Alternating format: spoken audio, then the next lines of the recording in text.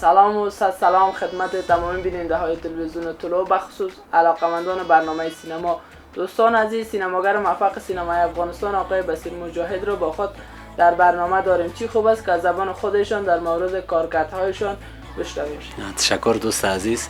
ما هم سلام دارم خدمت تمامی دوستایی که لحظه با طلوع هستند و برنامه زیبای شما را تماشا میکنن و تشکر از شما که تشریف آوردین به دفتر ما به خاطر ثبت برنامه تان. به عنوان اولین سوال است، چند سال بدین سود به سینما را آوردین؟ دوست عزیز، تا جایی که من حدس میزنم گرچه چندین باری سوال جواب دادیم، مدت 17 یا 18 سال میشه که ما به هنر سینما رو آوردیم و تعداد کارهایی که کردیم دوستا و کارهای ما آشنا هستن. دیگه در طول همینقدر وقت زحمت میکشم. چی باز؟ چون میبرد خیالت ماما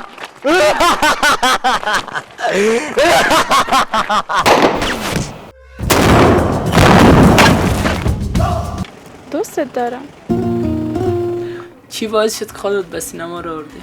در هر عرصه زمانی که انسان تصمیم میگیره کار کنه عشق میورزه و من هم زیاد عشق داشتم که در سینما افغانستان کار بکنم و از طریق هنر والای سینما مصدر خدمت شوم به مردم. آیا در ثبت فیلم‌هایتون کدام مرجع دیگر هم همراهتون کمک کرده و یا خیر؟ ما با جرات میتونم بگویم که وزارت محترم فرهنگ، ریاست افغان فیلم، دولت جمهوری اسلامی افغانستان، همین سه قوی که در حکومت هستند همشان توجهی به هنر سینما دارن و ما را زیاد کمک میکنن. آیا کدام فیلمتان جایزه بین‌المللی را به دست آورده؟ خوشبختانه تعداد زیادی از فیلم‌های ما که به جوایز بین‌المللی رفته، کارهای بسیار خوب در کشورهای مختلف جوایز زیادی را از آن خود ساخته.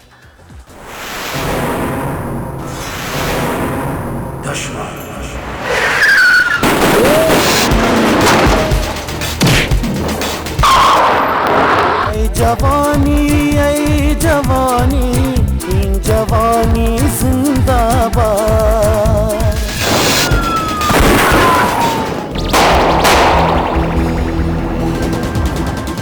من میفهمم که کشته میشم. میری و پیغام ما به شیرخان میرسه.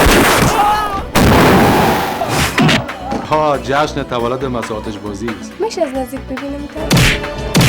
تو کدام مرغ کسی که قدر قط میکنی؟ در کدام فیلمتون از طرف هموطنان عزیز ما زیاد تشویق شد؟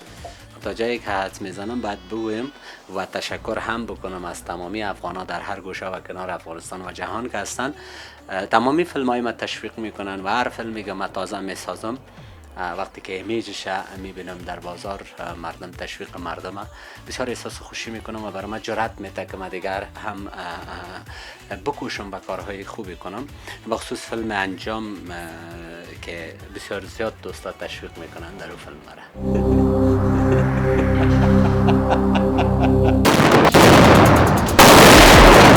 ماما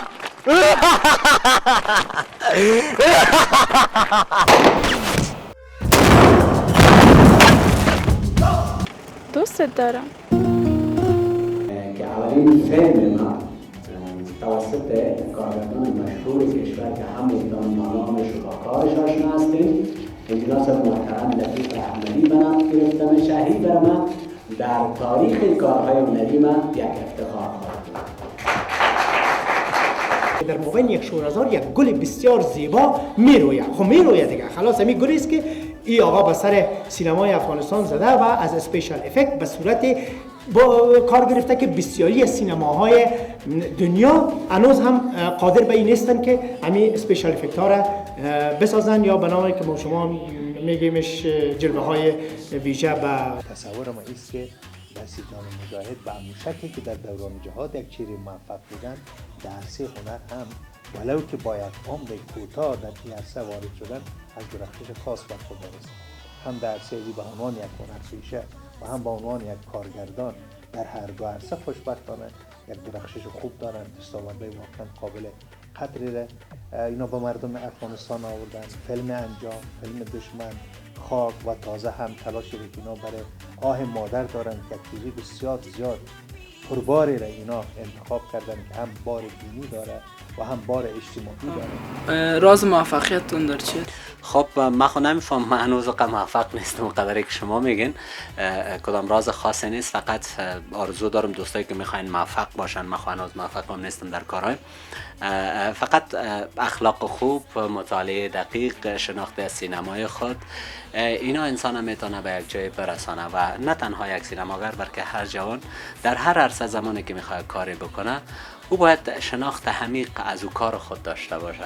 دیگه من هم میخوایم که کار بکنم به سینما و تا جایی که سینما بسیار بحر بزرگ است، من بسیار کوچک هستم در مقابل هنر سینما، اما کوشش میکنم که بتونم کارهای بزرگی در راسته هنر سینما داشته باشم.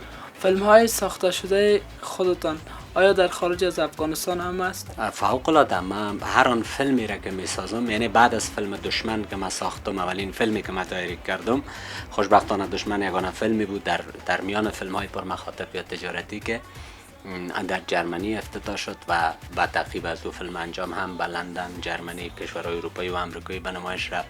و هر آن فیلمی را که من فعلا میسازم برای بار نخست زمانی که در افغانستان به افتتاح میآید، پیش از اینکه به نمایش بر از طریق رسانه ها و یا دیویدی یا سی دی فیلم در اروپا، آمریکا، آسیا ریلیز میشه. افغانای ما که در اون کشورها زندگی میکنن فیلم تماشا میکنن. اسمی که از دوستا شنیدیم فیلم هایتان خودتان دایرکتری میکنین؟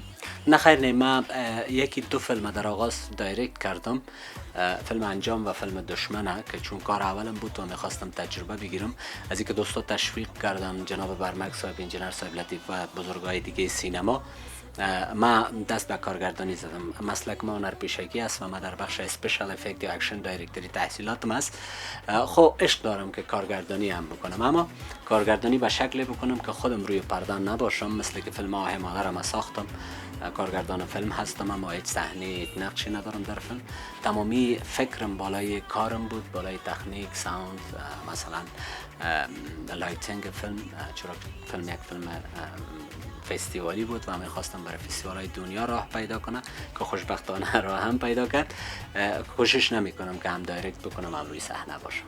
تشکر از شما. در اخیر کدام پیام برای هموطنان ما داشته باشید؟ بسیار زیاد تشکر از شما که لطف کردین تشریف آوردین به دفتر ما و لحظات با هم بودیم، همچون از تلویزیون زیبای شما بر مردم ما. من تشکر میکنم از دوستایی که تاییدن با برنامه شما بودن و ما را تحمل کردن. اگر کدام کمی و کاستی در صحبت‌های ما بود به بزرگواریتان دوستای عزیز ببخشین. یک بار دیگر تشکر از شما و از تلویزیون طلوع. بسیار زیاد تشکر.